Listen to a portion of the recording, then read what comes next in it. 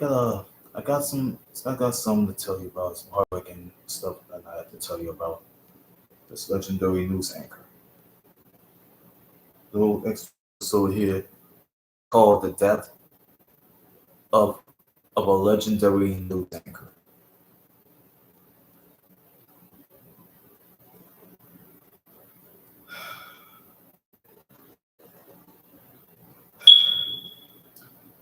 I'm dedicating this stream.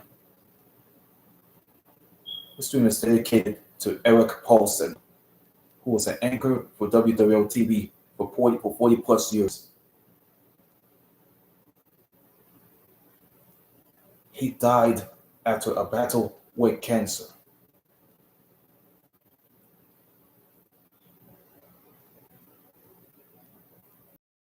I grew up watching Eric Paulsen.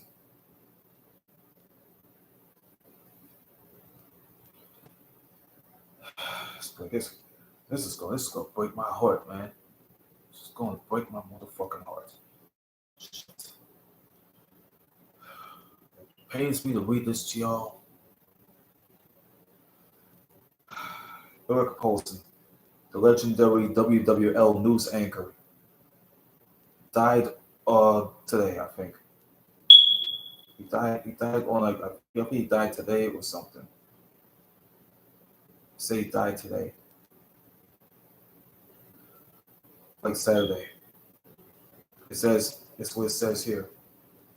This from WGNO News.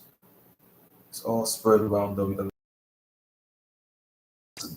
The legendary WWL news anchor died on Saturday following a battle with cancer. He served the Greater New Orleans community for over 40 years plus. According to WWL TV, Paulsen announced that he had been recently diagnosed with a very aggressive form of cancer. Back on the day that I moved out of my aunt's house, September 18th. Paulsen had addressed the viewers by saying that I'm not a person who worries about a lot in life. And I've always been a fighter. This is a fight I don't welcome, but I'm ready for this battle. Paulsen began his career with WWL in 1977. It's been 47 years. 47 years. He's been with them. Where he quickly became the anchor of the station's morning newscast. From that point on, he became a fixture of local television, who was remembered for a playful and effortless on-air delivery that highlighted every cultural fixture of New Orleans. Over the years, Paulsen had the opportunity to interview many noteworthy guests, including the likes of Tennessee Williams, Amanda Shaw, Harry Connick Jr., Fats Domino, and many more.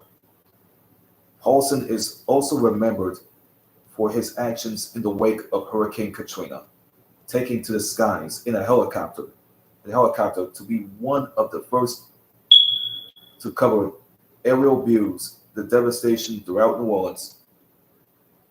As a result, he, along with other members of WWL's staff, he received the George Foster Peabody Award.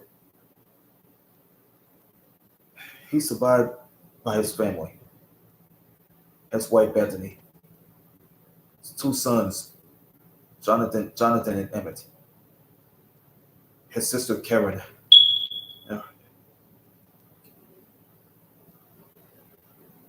his brother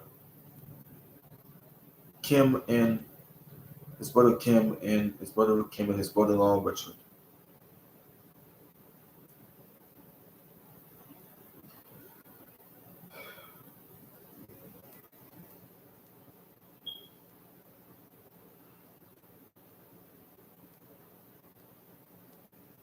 don't know why. I don't know why they put out Kim. Like Kim is like a girl's name. This has been said by Paulsen.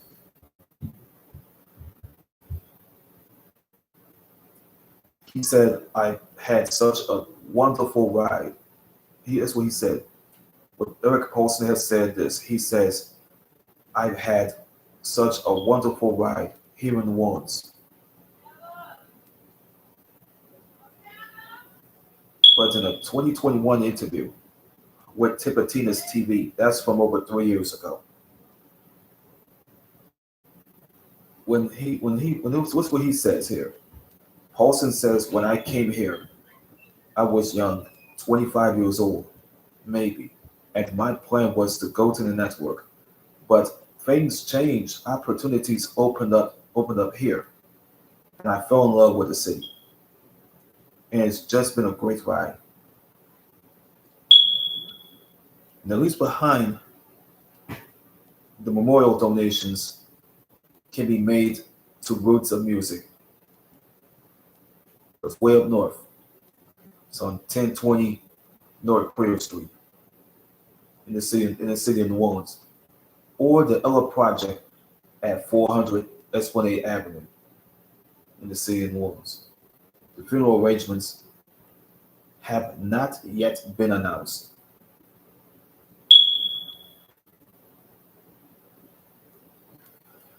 This is completely sad. Oh, sad that something else completely happened to this man.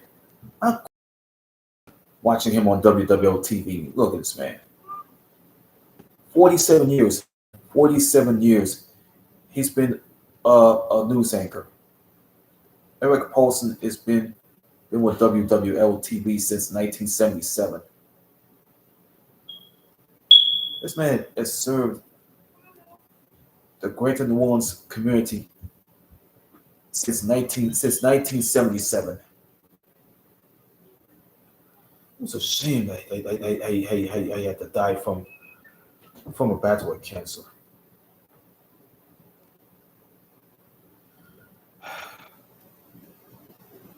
Some people in my family had to go through that. My my cousin's uncle had to go through that.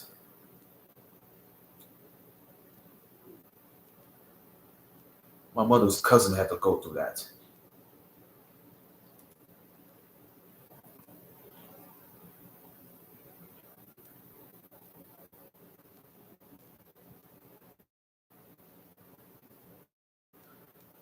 Mary Ellis Elizabeth Chapman had to go through that.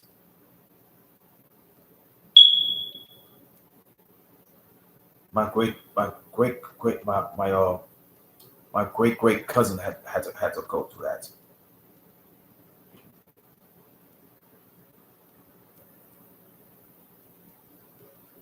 People, my men, women, and people in my family had to go through that.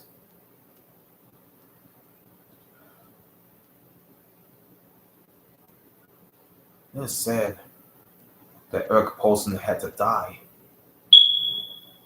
from a long battle with cancer, and then he lost to it.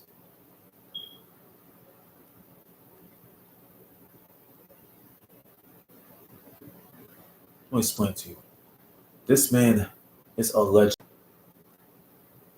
1977, he's been in this game ever since. It's sad I had to look at this shit on Bing. Now I gotta find out that he had to die after his battle with cancer. Mr. Eric Paulson, this man leaves behind his wife, his sons, his brother, his sister, and his sister's husband.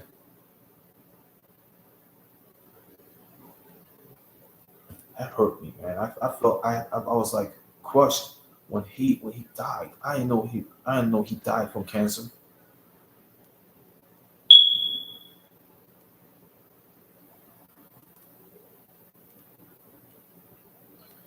After the news, I had read about about Roman Reigns and Braun Breaker and the whole homeless encampment situation that goes on that goes on in the overpass at Calliope Street under the bridge. When you call to the head people to get the homeless people from under the bridge, and they're saying that it's going to affect everything.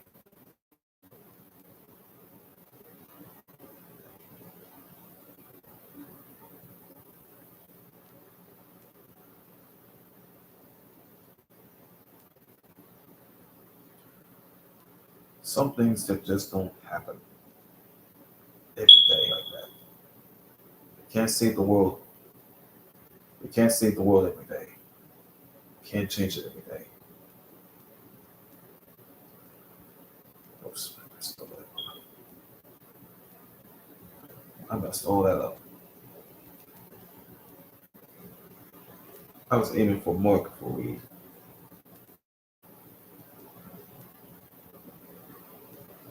Stop being a fucking dick. Come on, man. What's wrong with this stupid thing? What's wrong with this thing?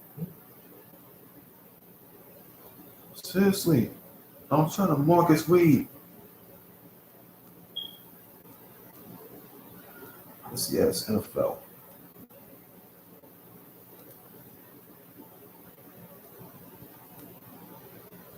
Okay, they got Skype today, so we're going into depth of the basis the basis of for the Grateful Dead.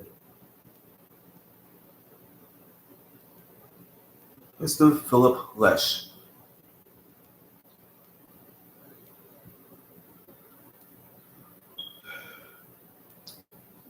Yep. Yeah, he dies at 84 years old.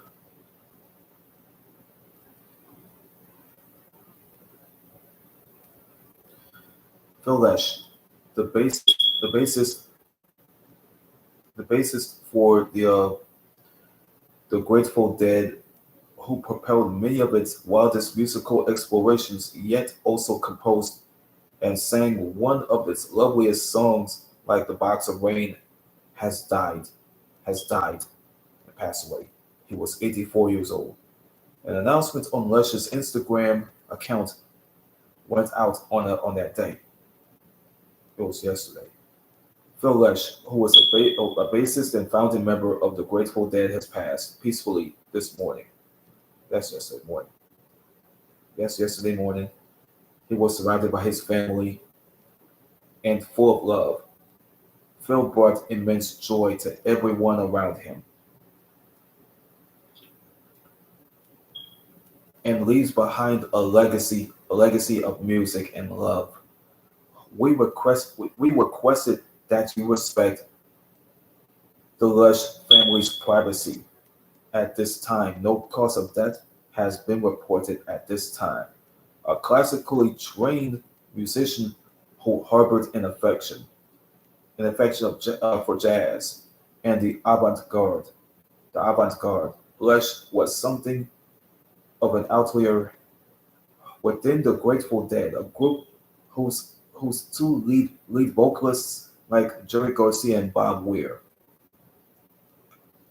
were grounded in folk, bluegrass, and blues music, and rock and roll novice when he joined the Nascent Dead in 1964. Lesh helped shape the band's psychedelic aesthetic, especially during its early days when members devoted a portion of their time to exploring the possibilities of the recording studio. Although Lesh never lost his appetite for experimentation. He never lost his appetite for experimentation. He also honed his skills as a songwriter as the group. It re-embraced its folk roots. That's what it did. The group has re-embraced its folk roots, FOLK roots, folk roots, on his pivotal early 1970s albums like Working Man's Dead and American Beauty, Box of Rain, a tribute to Lesh's late father.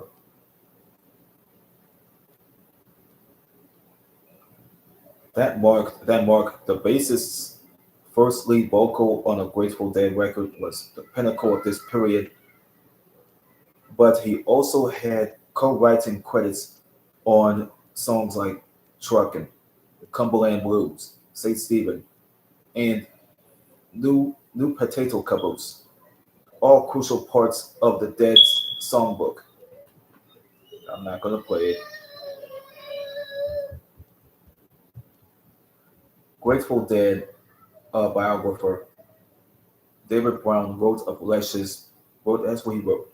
So Grateful Dead, see that biographer, David Brown. He wrote of Lesh. Beneath that affable exterior lay a taskmaster and perfectionist. During the band's first decade of fame, those tendencies manifested in the studio. He sculpted large segments of the oral collages, what not collages, collages on their second album, Anthem of the Sun. And on the stage where he was one of the vocal advocates for the wall sound, an innovative concert PA system that helped set the standard for arena rock, and also drove the band toward an extended hiatus from the road in 1975. Lush later claimed that The Dead was wildly successful for me until we took the break from touring in 1975. When we came back, it was never quite the same, even though even though it was great and we played fantastic music. Something is missing.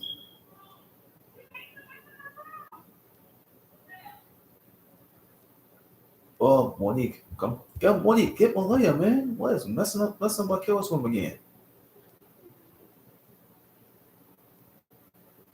Jesus Christ, let's mess everything up. I gotta finish this shit off. I gotta finish some more of this off. Hold on. Lush remained with the Dead through their unexpected upswing in popularity in the late 1980s and early 90s. That's between 1987 and 1991. A revival partially fueled by the band's only top 40 hit Touch of Grey. He nevertheless was a bit of a diminished presence in the group's later years, and neither wrote nor sang on the group's final two studio albums. After the Dead disbanded, following Garcia's death in 1995, a passing that came a year after their induction into the Rock and Roll Hall of Fame, Lush kept the group's adventurous spirit alive through a series of musical offshoots alternating between explicitly solo projects like Phil Lesh and Friends, and teaming up with his former bandmates in the other ones, Further and The Dead. Through these excursions, he attempted to stay true to the band's initial guiding spirit. The major factor with the Grateful Dead, well, doing what they did and what we're trying to do is the group mind, the group mind. Every when nobody's really there, there's only the music. It's not as if we're playing the music. Dot dot dot. The music is playing us. There's a picture of them in 1976. Miss Joey Garcia and Phil Lesh in 1976 at they're on stage at the San Francisco's Orpheum Theater. This came from Ed Pearlstein uh, and Redford's via Getty Images. This was taken in 1976 right here.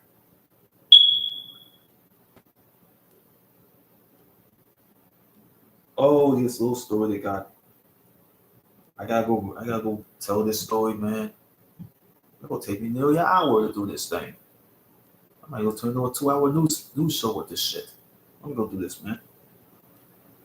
Philip Chapman Lesh was born on March 15th, 1940. Yeah, man was born right after my grandfather. Man was born right after my grandfather.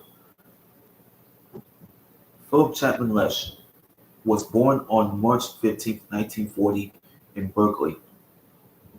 Raised in the Bay Area working parents, he spent many hours with his grandmother hearing broadcasts of the New York Philharmonic Direct out of his grandmother's room, sparked with a love for music.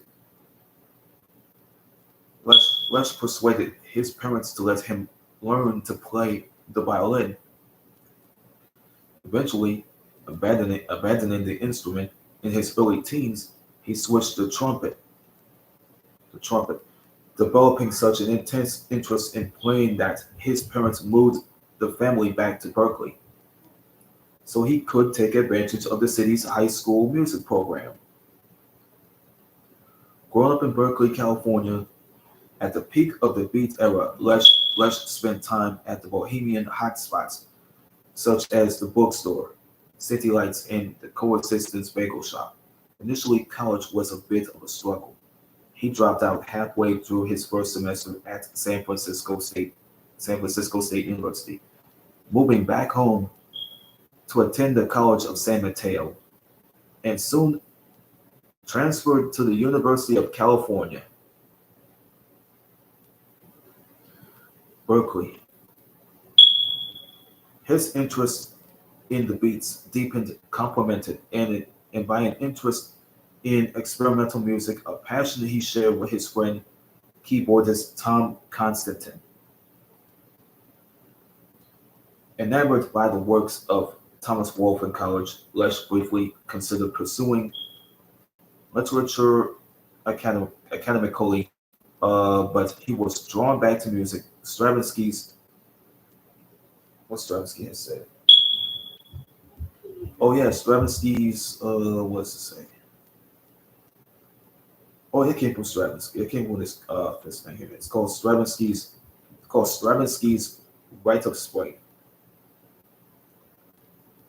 Opened a door, as did the improvisational adventures of John Coltrane.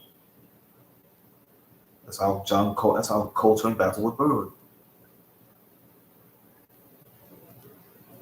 Coltrane and Bird Coltrane and Bird like jazz greats. Let me see. As did the improvisational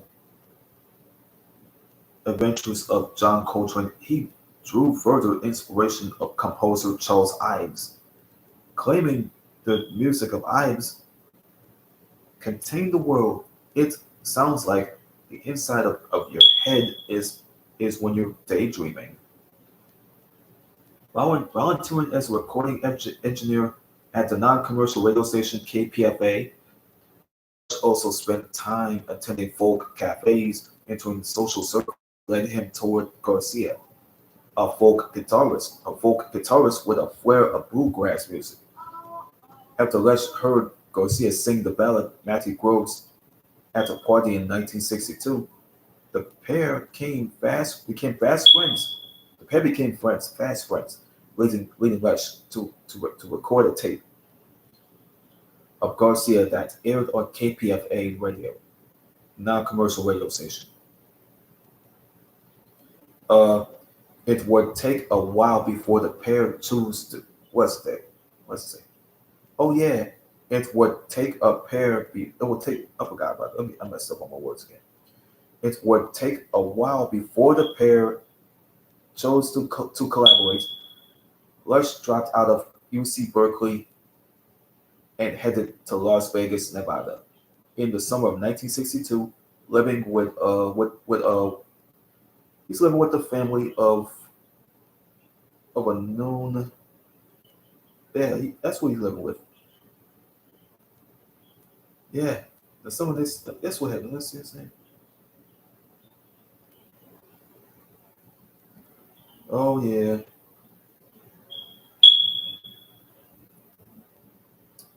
Let's see.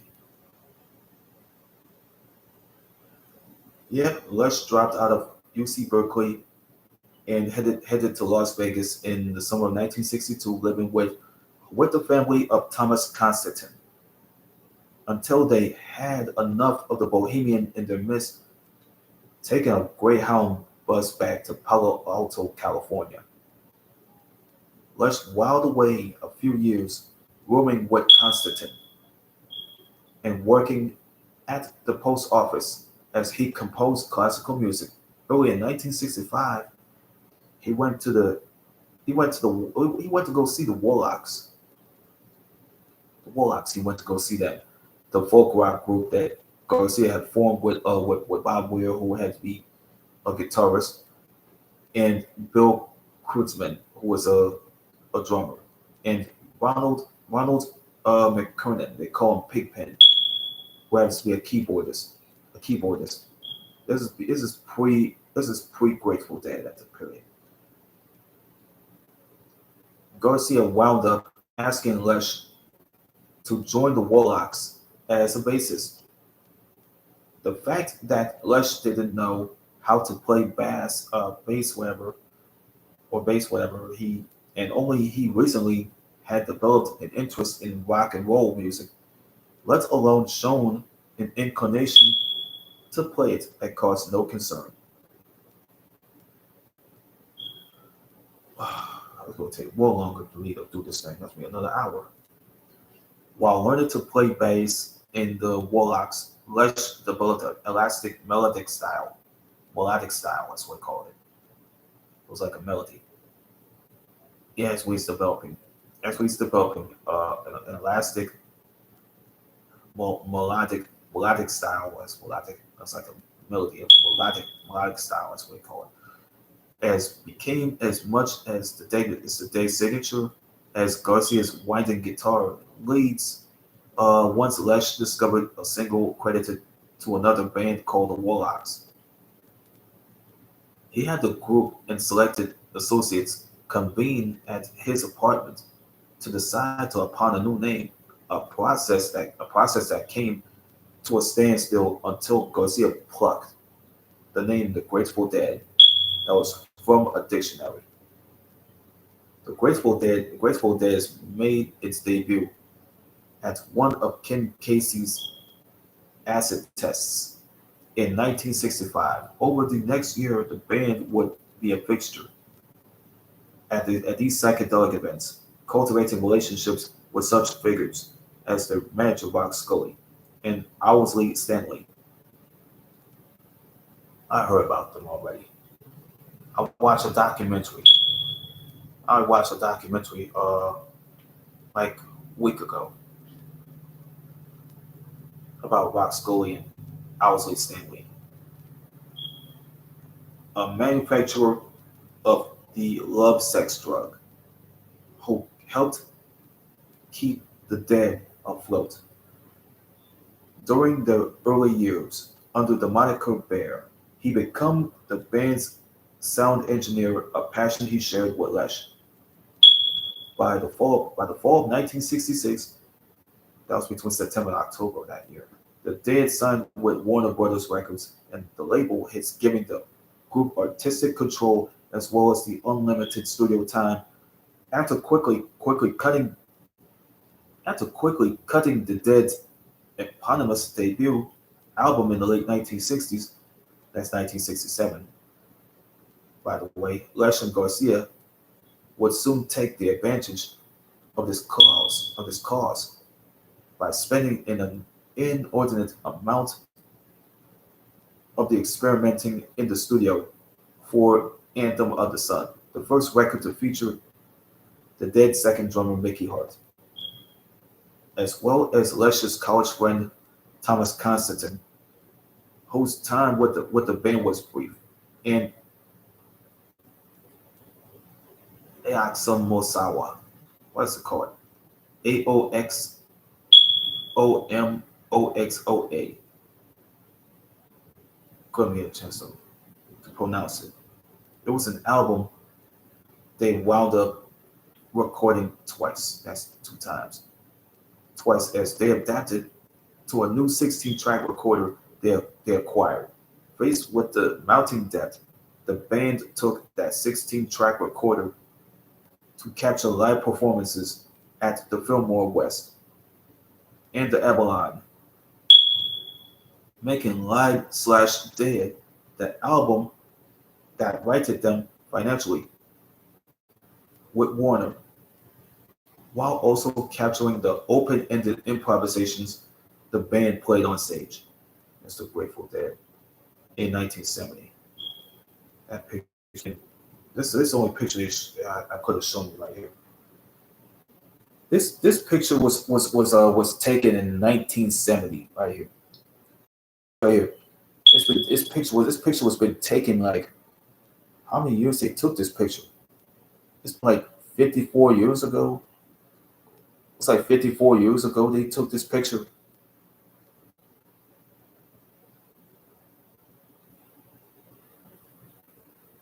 It was a picture along with Ware, Lesh, Kurtzman, McKernan, Hart, and Garcia, who had later passed away in 1995.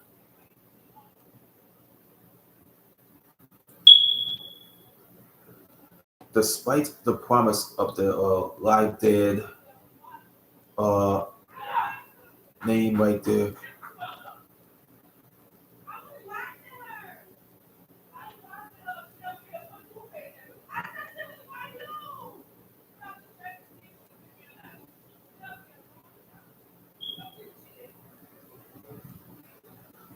okay. Damn, Malaya, what mess with a toothpaste for? Jesus Christ. You gotta get the tube of toothpaste from her, man.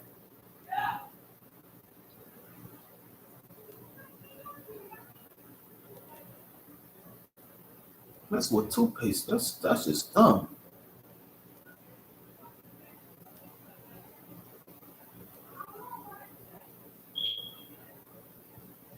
Okay, let's go read this. Let's read this over again because this is gonna be more weird.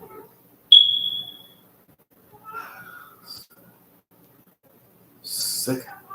That's just sick. That's no toothpaste, man. I'm gonna carry on with this news. Despite the promise of Live Dead, the Grateful Dead remained on rocky ground in the early 1970s. That's 1971.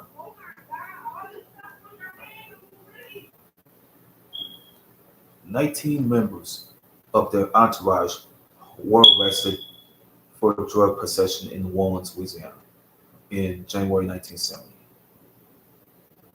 The event became part of dead lore when lyricist Robert Hunter immortalized the bust on Truckin'. And they discovered by the end of the year that Lenny Hart, the father of Mickey, who was brought aboard in a management role, embezzled much of their money.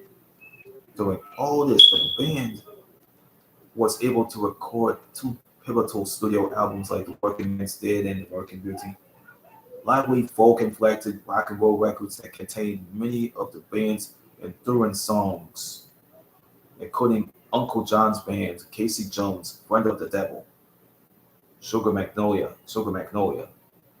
and Les and Hunter's Box of Rain. The inner workings of the Grateful Dead remained fluid until in the early 1970s. As the band sustained membership turnover, Mickey Hart had returned to the group. After an absence, Pigpen had retired from the band a year before his 1973 death. His time overlapped with his replacement Keith Gottschall, who brought along his wife Donna as a backing vocalist in failed business ventures such as running their own record label. Despite this turmoil, the Dead stabilized in some senses. After the twin successes of the songs like Working Man's Dead and American Beauty, establishing the band's parallel paths, on stage they chart Outer Limits of their sound while attempting to focus on songcraft in the studio. In the first half of the 1970s, the two avenues proved equally fruitful, but after the Triple I album Europe '72, the scales started to tip towards the group's stage work. At least for their legion of fans known as Deadheads traded amateur recordings of Dead concerts in a practice endorsed by the band. These recordings, had helped them build a fan base for them. It built their fan base throughout the 1970s and 80s. It sustained their popularity long after the band was actor concerned. These live recordings had an appeal beyond Deadheads. The group's May 8th, 1977 concert at Cornell University College was placed into the National Recording Registry of the Library of Congress in 2011. The band's success as a road act eventually caused a strain on its members, especially after the cumbersome, expensive tour of 1974, where their music was piped through their custom-made wall sound consisting of more than 600 speakers.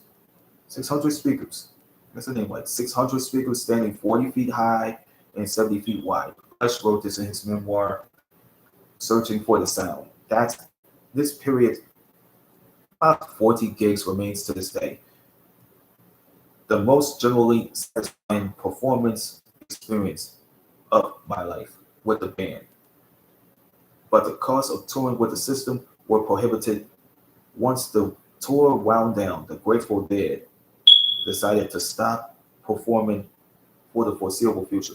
As busied himself, Garcia busied himself with the Grateful Dead movie, hoping a theatrical release of October 1974 shows at the Winterland would satisfy audiences wanting to see live Dead. Lesh entered an endless period after collaborating with an electronic composer, Ned Lagan, on the 1975 album Sea Stones. The 1975 album that is called Sea Stones has been out since 1975. He started to drift and consume too much alcohol. He later remembered, I didn't know whether the band was ever going to start up again. I'll be honest with you. That drove me to drink. That fear I didn't have a future. I didn't have any bands, any side bands. The Grateful Dead was my band. I helped create it. Although the hiatus didn't last long, it was enough to shift the momentum for Lesh. No longer singing high harmonies, he damaged his vocal cords, a condition exacerbated by alcoholism. Lesh also receded from songwriting, gradually feeling disconnected from the AOR-oriented band. Was it the AOR-oriented albums the band made for Arista Records? He told the Dead biographer Brown that I wasn't. He said this he said this. He said Lesh told him like this. I wasn't deeply involved in those records, as we said. Lesh told Brown this. He said that I wasn't deeply involved in those records.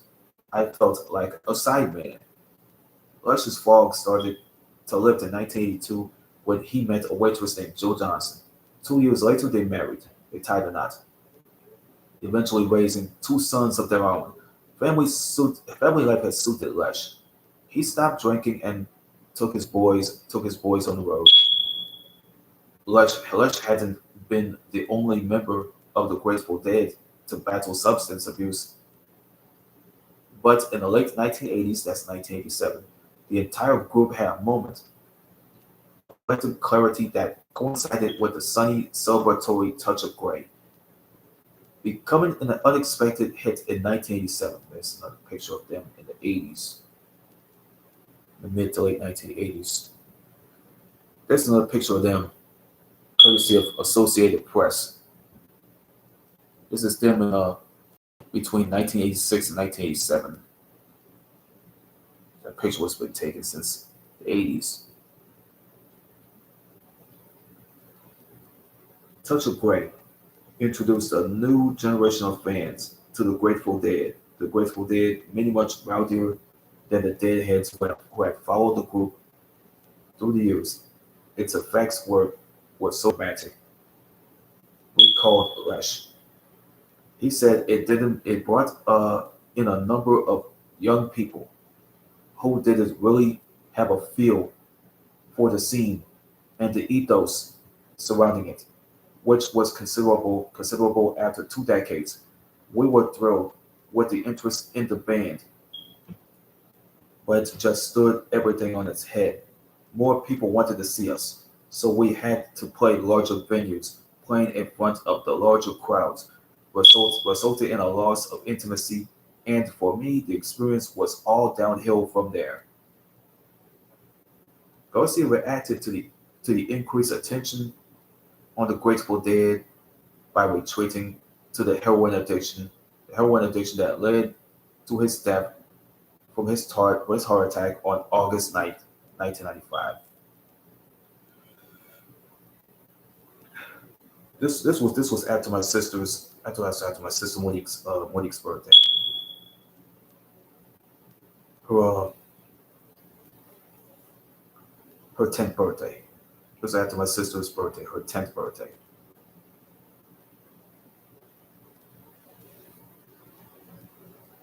Yeah, Garcia, Joey Garcia, man. He reacted to the increased attention on the Grateful Dead by retreating to the heroin addiction that led to his death from a heart attack on August 9th, 1995.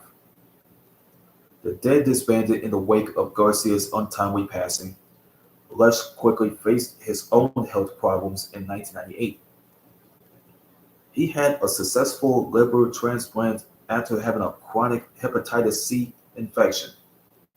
Lush crept back into action with Phil Lesh and friends, a collective built on Bay Area musicians that initially played benefit concerts by 1999.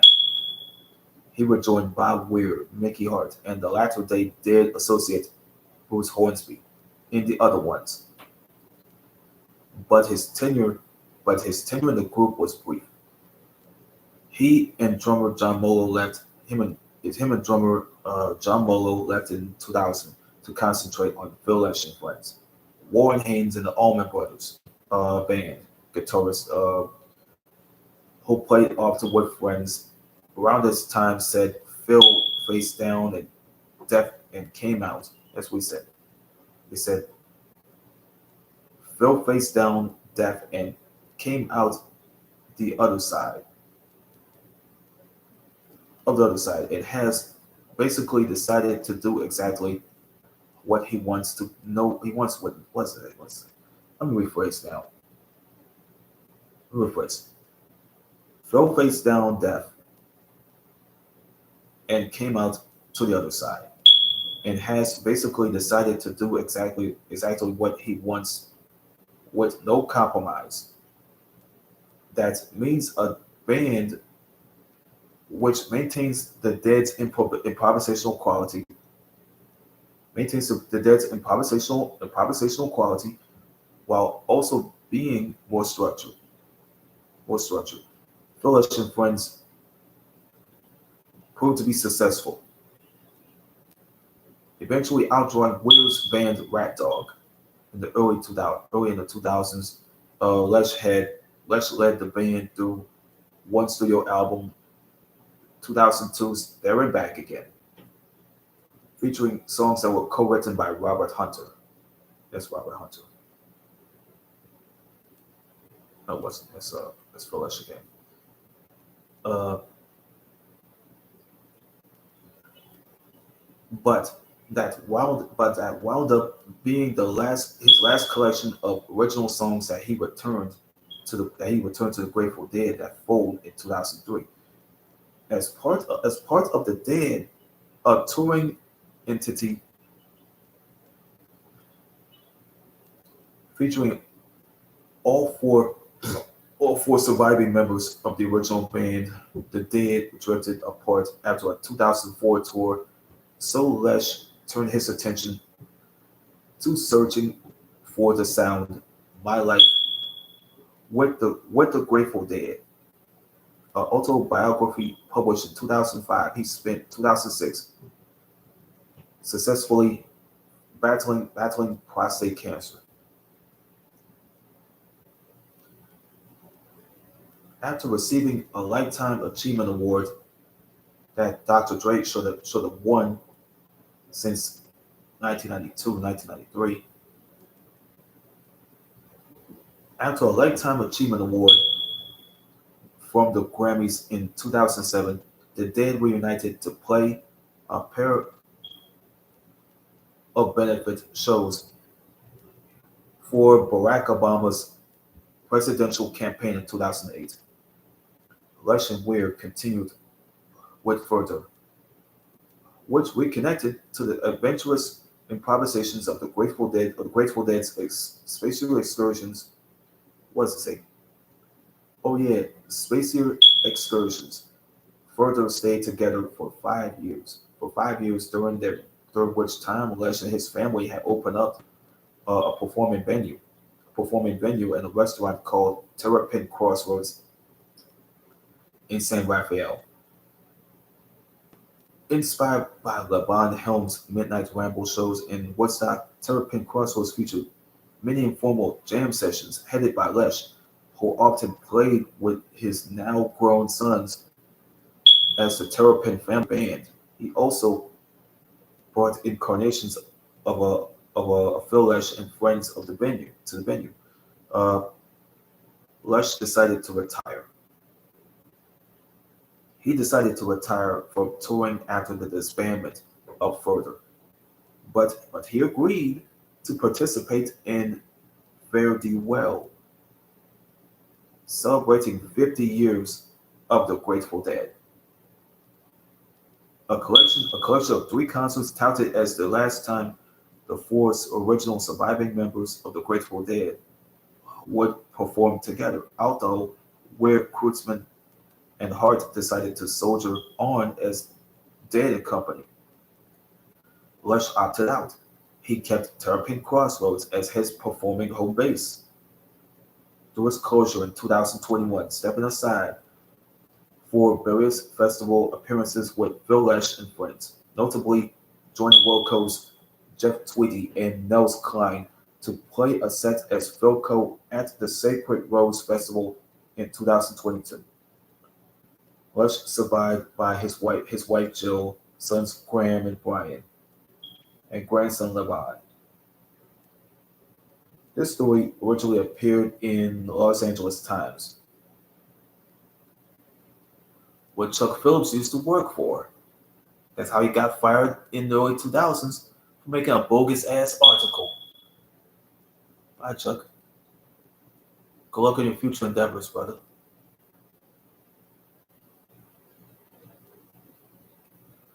All these naked afraid stories dying. Fuck.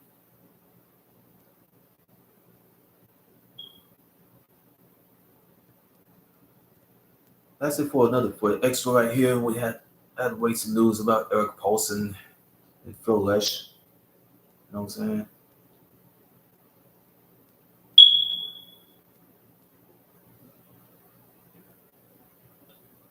That's it for the okay, that's it for this news. That's it for this live show for the news that's regarding the deaths of Phil Lesh and Eric Paulson. So I got another video to do. I wish I had to do two more videos, man. One of those days and one of those weeks, I might have to do three live shows based on three of the R&B legends that no longer with us. People like Aaliyah, people like Florence Ballard, and people like Whitney Houston. Whitney Houston. I'm gonna do those live shows on those three women soon. Real soon. I'm gonna do that real soon. Real soon. Only time will tell. Only time will always tell.